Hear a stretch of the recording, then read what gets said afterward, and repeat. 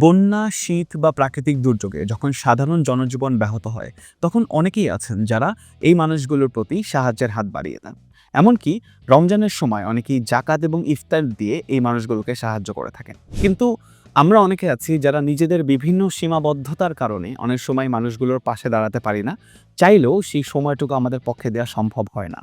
তবে সময় স্বল্পতার কারণে বা নিজের অনেক সীমাবদ্ধতার কারণে আমরা চাইলেও এই অসহায় মানুষগুলোর প্রতি নিজের সাহায্যের হাত সরাসরি বাড়িয়ে দিতে পারি না।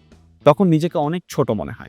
কিন্তু বিকাশের ডোনেশনের মাধ্যমে আপনিও এখন সরাসরি মানুষগুলোকে সাহায্য করার সুযোগ পাচ্ছেন। আমি আমার ফোনে বিকাশ অ্যাপটা ওপেন করলাম, সেখান থেকে ডোনেশন অপশনটিতে ট্যাপ করলাম। আপনি চাইলে আপনার পছন্দের যে কোনো ফাউন্ডেশনকে সিলেক্ট করতে পারেন। আমি যেমন মাস্তুল ফাউন্ডেশন সিলেক্ট করলাম।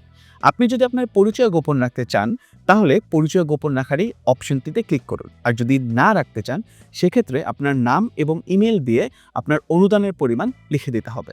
তারপর আমি অনুদান বাটনে ট্যাপ করে পিন নাম্বার দিলেই হয়ে গেল আমার বিকাশের ডোনেশন।